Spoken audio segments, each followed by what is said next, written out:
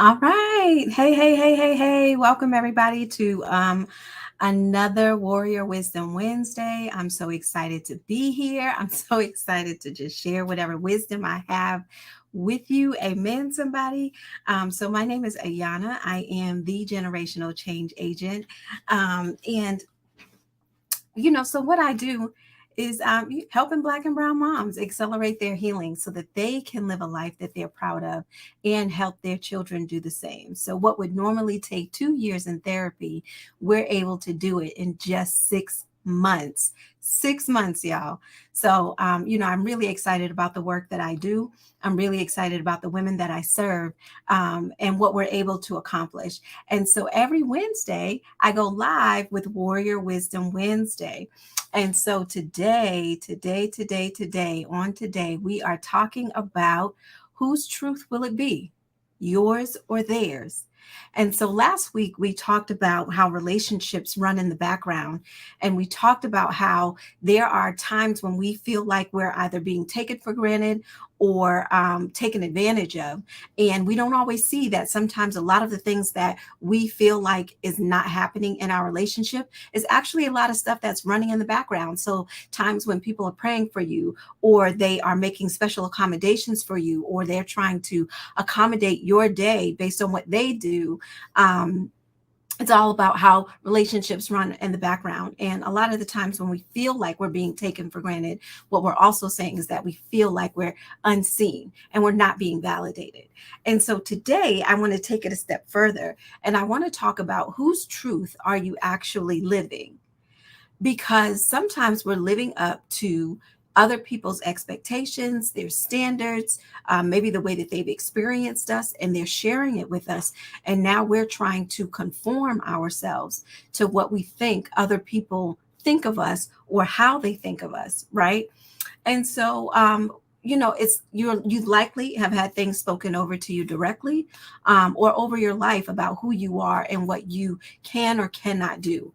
I remember back in my earlier years, I was told quite a few things or spoken quite a few things over me or about me, that I tried so hard for years and years, and probably still subconsciously on some level, because we all do still fight to prove that that thing is wrong.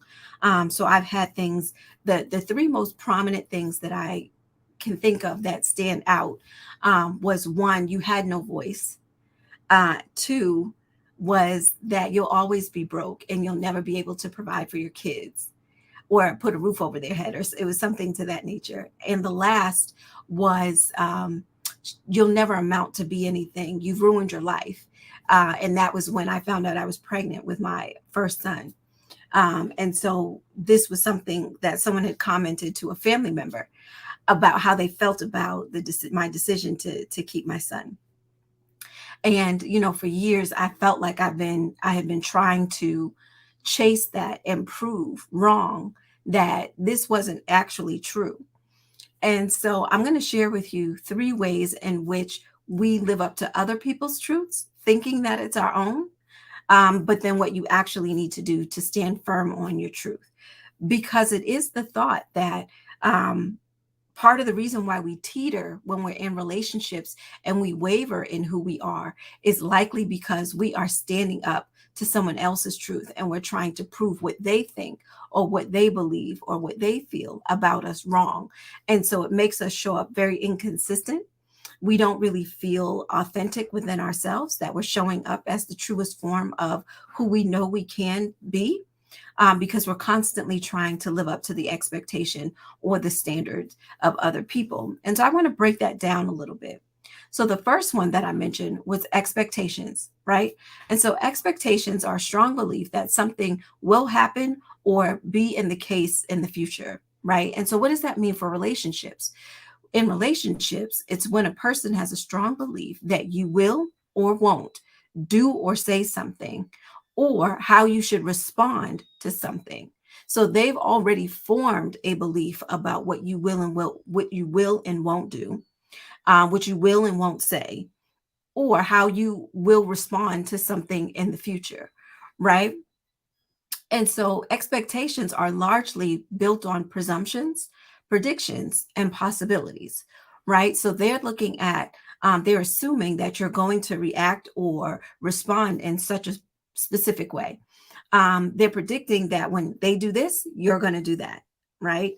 And then based on possibilities, like in the future, I hope that if this were to happen, you would X, Y, and Z. Those are all different types of expectations that we can place on people. Now, the expectation may or may not be valid, right? But it is their expectation that you're going to show up a certain way, that you're going to speak a certain way, that you're going to respond a certain way, that you're going to react a certain way, whether it be good, bad, or indifferent, right? They have this. And so when it doesn't happen, what they're feeling is a misplaced expectation because it was placed on you. It's not actually, it doesn't give you the opportunity to actually show up truly and fully as who you are, right?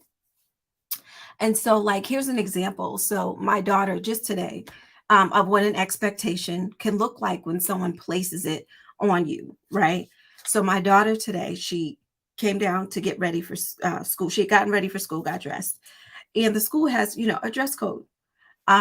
Shorts can only be a certain length or longer. And so she had on shorts, which, for around the house, they weren't like Daisy Dukes or booty shorts, but for the shorts that she had on, they came, I think, to mid thigh. So if she puts her hand down, the rule is that it has to pass her hand, her fingertips. It has to come to her fingertips when she's standing up. So, of course, these shorts only come to maybe her wrist. And I'm like, Anaya, go upstairs and change. You already know this is a dress code. And she's like, yeah, but. And so what has happened in the past is she has worn certain clothing and the school has called and they've said, if you want to bring, a pair of shorts or leggings for her to put on under her ripped jeans, you can do that. So the expectation she now has is that whenever she can wear whatever she wants, with the expectation that mom is going to stop whatever she's doing and bring a change of clothes for her. We got to rewrite that expectation because they believe that because I'm home and I work from home, that my day is free and I'm not doing anything. And so there's a difference between being available and setting the right expectation. And so my daughter has this expectation. So when I told her to change, I'm not bringing anything up to your school today, she was quite upset with me. And that's okay because her expectation that was placed was that mom will just rescue me whenever I need her to. And I need to now start to prepare her for that not being the truth, that not being the case. I'm not always going to be there. I will be there as best as I can, but I'm not always going to be able to be there. And so that's an example of how somebody can place their expectation on you. And then you start living up to it, right? If I still live with this mom guilt trigger, then I would have to tell myself or convince myself, like, you have to do this in order to be a good mom. So now I'm living up to the expectations of my children. And that's going to be short lived and it's going to be exhausting, right? The next one is standards, right? So people have a certain standard. They have a certain way of living. They have a certain way of being about them. They have certain rules or principles that they live by. And sometimes they'll project those onto other people. And what that looks like for standards is a rule or a principle that is used as a basis for judgment, an average or normal requirement, quality, quantity, level, or grade, right? And so what does this mean? For relationships, when you're in a relationship, and now keep in mind, I want to be mindful that I'm not just sending the message that it is just romantic relationships. I'm talking about all kinds of relationships, which is why I used my daughter for the first example, right? So in relationships, it's when a person is consciously or subconsciously holding you to a requirement, a quality, a quantity, a level, a grade, and they're using it as a basis for judgment. So I'll say that again. When it's a standard, right? It's when a person is consciously or subconsciously holding you to a requirement, a quality, a quantity, a level, or a grade, and they're using that as a basis for judgment. So it'll sound something like you always, right? These are some of the things that have been said to me, right? You'll always be broke. You're a horrible mom. She'll never become anything. She has ruined her life, right? So you'll always be broke. That was a standard that was set on the quality of my life, right? That was spoken against the quality of my life, right? You're a horrible mom, right? That is, excuse me, the level of which I can reach sort of in my motherhood as, the quality or, who I am as a mom, right? And she'll never become anything. Her life is ruined. And that's based on, again, the quality or the requirement of what they felt would lead to a successful life. And so I didn't meet their standard simply because of maybe the way my lifestyle was at that time, or some things that I've shared, or a decision that I've made. And because it wasn't something that they would have made, or a decision that they had hoped I wouldn't have made, or know the challenges that come with a decision I made, for them, the standard of which they were holding me to was now different. And so they spoke out against it. And so you'll find yourself working really, really hard to meet the standard, right? And so, speaking of meet the standard, we hear things like, well, let's set the standard. What is the standard, right? And so, let me just give you this sort of quick set the standard, right? It's what you're really saying is, what is the rule or principle that will be used as a basis for judgment? Now, let me give you an example. I love a clean home, right? Many people love a clean home, but I will sort of work myself a little bit more to make sure things are tidy, they're organized, there's a system, things are in place. One, it helps me as a mom of four to be able to just manage the house. I know what we're out of. I know who has what. I know where we're short on this. I know what to buy so I do that because it helps just me and my effectiveness and my efficiency as a parent, right? And one of the things that I noticed is that, my kids don't have the same. So I would get upset or frustrated because their rooms weren't clean. They weren't right. Standard. I have a standard. We get up, me and my husband, we make the bed every day, right? The room is neat. It's organized. Laundry's done. Like things are clean. They're neat. They're organized. And, my kids, they're learning and they're growing. And so it's not always the case. So I have to constantly remind them. The one thing I realized that I hadn't done was set the standard of what's expected, right? So now when we're setting sort of healthy expectations, we're also accompanying that with a standard. So now what we're saying is, when you get up in the morning, you got to make your bed. That's the standard. That's the rule to be judged on. So if we go into your room at any time while you're not at school and your bed isn't made, then we have the right to issue a consequence, right? You're not meeting the standard. But sometimes when you're in relationships, there's unspoken standards. And so they have certain hopes and wishes and dreams for you, or rules and principles that they live by, that they expect other people who are in relationship with to live by. And when you don't miss the mark, that's when you start entering conflict, right? Because you're not living or operating by the same set of rules, right? And so even in marriage, when it talks about becoming one of the things that you can do to work toward, because remember, it's not just the day that you say I do that you become one. It's the working together after the I do to become one. And that also means, like, perhaps you guys are going to have to merge some of your rules and some of your principles and some of your standards to sort of have a standard operating procedure for your household. That doesn't mean that you compromise individually on who you are and how you show up. But when you're becoming one and you're building a household, right? You're building the foundation for your house. Then you come together and you put together a set of standard rules and principles that, generally people will operate by, right? The requirements and the qualities. What do you want them to do? How do you want them to show up? Right. And so standard is a second way in which we start operating in someone else's truth. And we start looking up to their expectations and trying to live it up for them, right? So the second, that's the third. Sorry about that. Is experience, right? And this is the process or fact of personally observing, encountering, or undergoing something, right? To try to test, or it's an accumulated knowledge. In other words, experience gives you context. So the way in which someone experiences you gives them context of how you operate. And why is this? Because in relationships, it'll be when a person says things like you always or you never. What they're really saying is, I've seen this pattern from you a lot and it's a problem. And so when someone comes to you about their experience and they start saying things like, oh, this is a problem, you always do this. Now we know that those are kind of the two conversation no-nos, right? Communication no-nos, always and never. But what they're really saying is that there's a pattern of behavior from you. And it's not every time you operate in this pattern or every time we see this pattern, it's rubbing up against an expectation or a standard that I have and I need you to fix it, right? And so what happens is experiences birth patterns, and patterns birth either problems or peace. It's going to be one of the two, right? Because your patterns are just your behaviors that you do over and over and over again under certain circumstances, under certain challenges.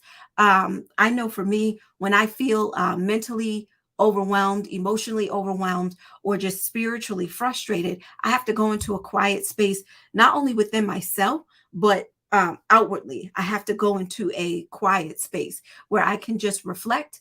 I'm not as talkative.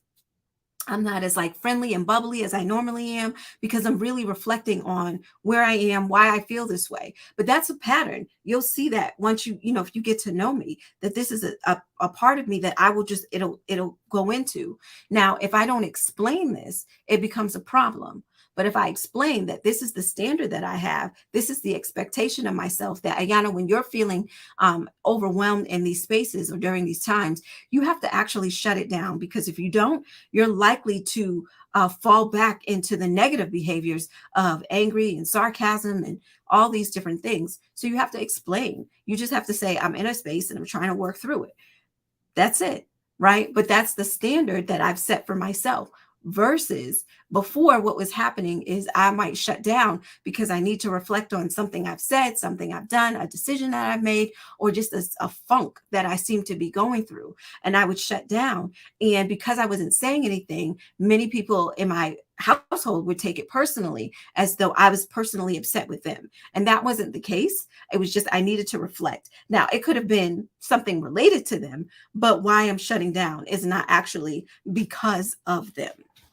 It's because I actually just need to reflect, right? But they experience a pattern, and that pattern tells them something. And so they're going to try to rectify it based on their expectation of me and based on the standards that they have of how they choose to be in relationship. And they're well within their right to do that. But it's my choice to decide, do I live up to theirs or do I live up to mine? And how can I walk authentically in who I am, right? And so when we're operating in these spaces of other people's expectations, other people's standards of us, right? And then it's based on how they experience us, that they want us to make certain adjustments or pivots or whatever the buzzword is, right?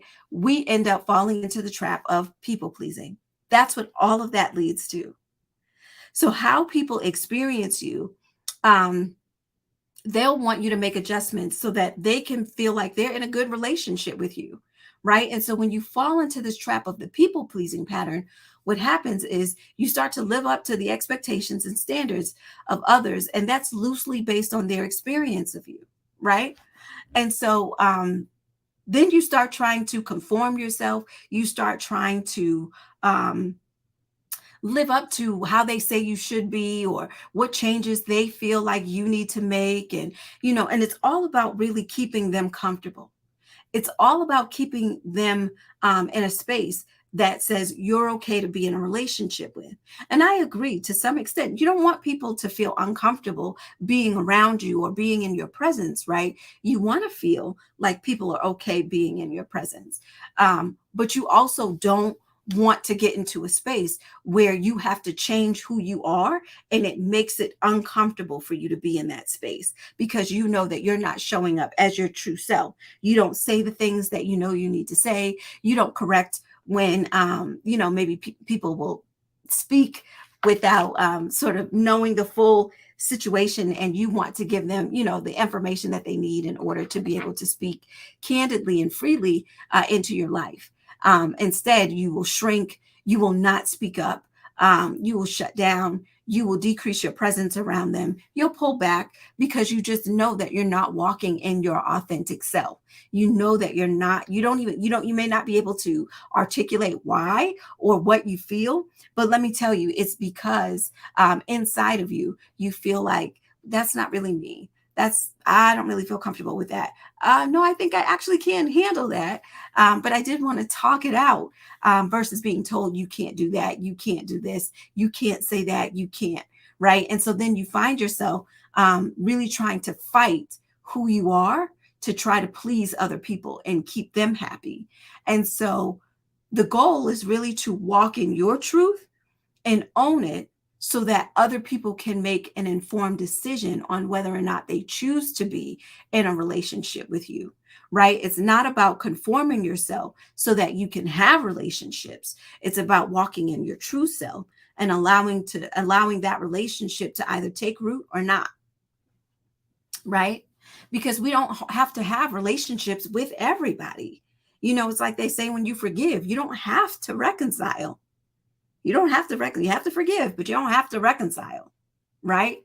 And so the goal is, when you're walking truly in your authentic self, you get to decide whether or not this is a good relationship. This is working for me. I don't really feel like I have to, contort and conform and change and do all these things just to be in right relationship with you. So how do we do that?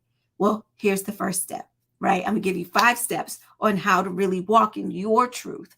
And the first is to acknowledge the truth of who you are and how you show up in relationships with yourself, not acknowledging it to anybody else, not acknowledging it to the world, really sitting back and looking at your character and doing a character assessment and saying, how do I actually show up? Right. And I had to do that. And I had to face myself with who I am and how I show up, and continuously and progressively work on becoming a better person. Now, have I arrived at all the things that I've wanted to change? Absolutely not. It's a work in progress.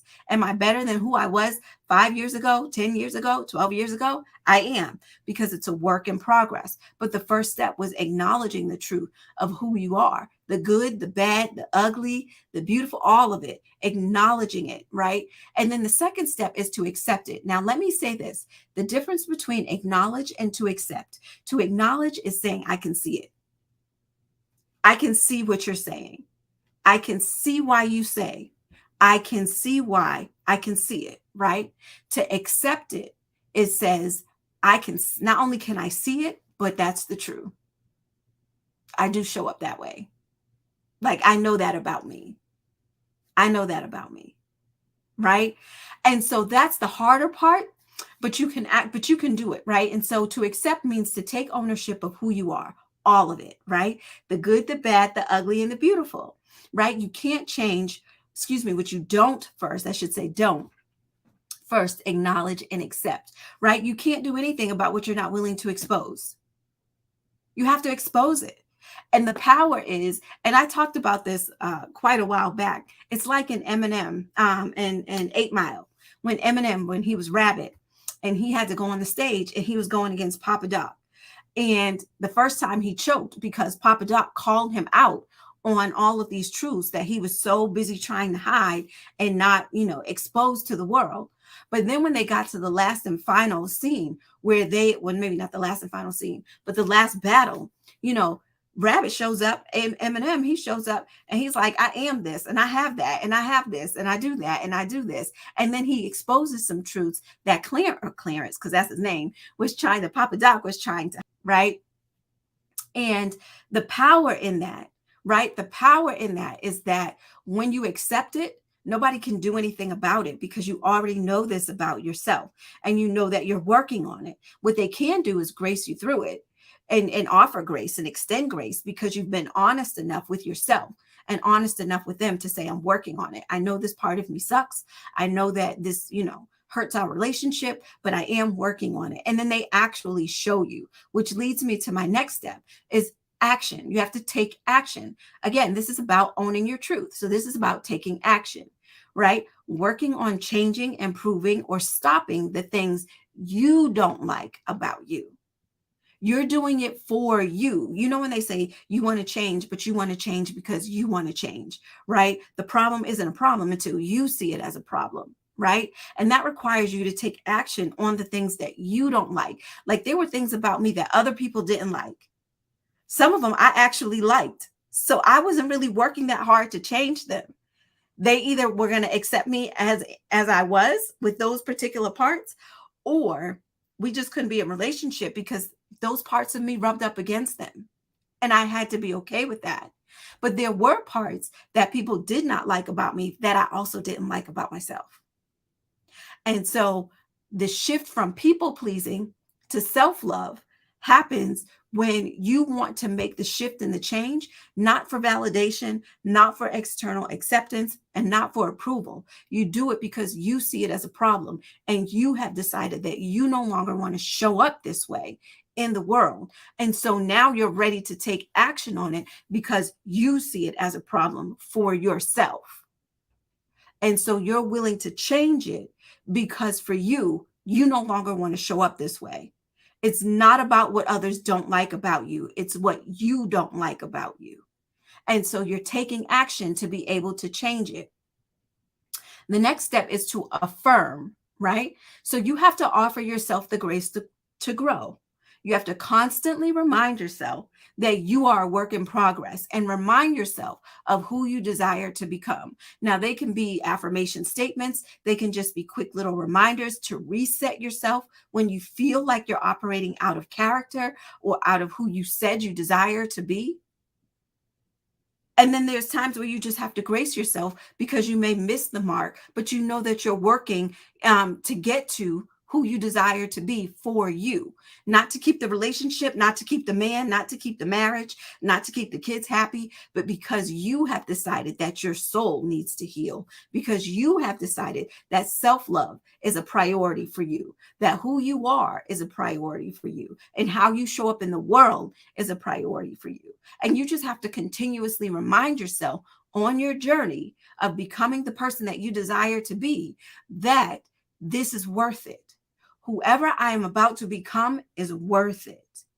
And you just have to continuously remind yourself. And then the last step is accountability. You want to find someone you can give an account to of the things that you want to change and how you plan to make them happen. You're the only person that can hold yourself accountable. So when we look at accountability partners, what's happening is in the relationship, you're telling them, these are the things that I'm going to work on. These are the things that I'm going to do. And this is how I'm going to do them. And then it's your job to go back to that person and say, this is what I've done. This is how I did it. This is what I didn't do. And this is why I didn't do it. And here's what I'm going to do to try to make the things that I didn't do happen. You have to give an account. You have to take responsibility for the things that you said you want to change.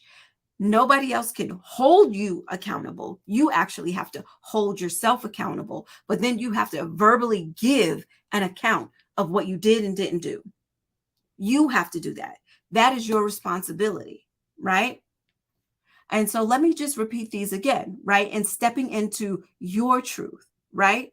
Acknowledge, accept, take action, affirm, and then take accountability. Like, get yourself somewhere where you can actually work on these things. You have people who can push you, who can encourage you, who can support you, who can motivate you when you need it, right?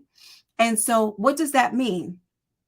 That means that, sorry about that. Let me just, there we go. So there we go. All right. And so what does all of this mean, right? Their truth, right? It's based on their expectations, their standards, and it's based on their experience of you. And it doesn't mean that their truth is wrong, but what I'm saying is, whose truth do you want to live up to? Right? Their truth is theirs. There's some things that are in their truth of who they perceive you to be that are true. And you can work on those things if you see it as a problem. But to actually try to live up to their expectations, their standards of who you are, shortchanges everything that God has made you to be. It puts undue stress on yourself to try to live up to something that you never set. So you don't even know the parameters. You don't even know what it calls for. You don't know the requirements. And so you'll always fall short because it was never something that you set on yourself, right? And so what does it mean to walk in your truth? It means to acknowledge the truth of who you are, to accept all the parts of you so that you can take action. And while you're taking this action, you'll constantly remind yourself through affirming who you are and who you desire to be, right? And then accountability so that you can keep on track of your growth and your progress as you're moving toward your truth.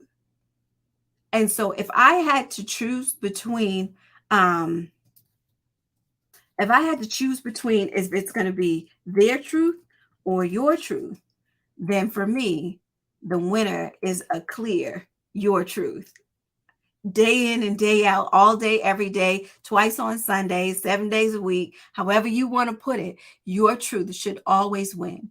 Always stand on the foundation of who you are, because if you're constantly living on the foundation of other people's truths, you'll never really know what you like, what your preferences are, what you value, what means something to you. You won't know because you're living up to other people's expectations and standards of you all the time. It reminds me of the movie, and I'll close with this. It reminds me of the movie Runaway Bride. And I share this a lot because it's a great picture analogy of what it looks like in real time, where she couldn't commit to a man. The premise of the story is that every time she made it to the altar, she would run.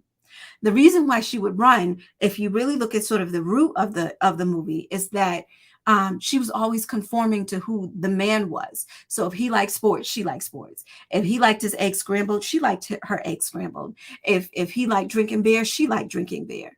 And so she was always willing to conform. And the truth hits when you are, quote unquote, walking down the aisle, giving yourself to another person to say, I commit to you, only to realize you don't know who you are.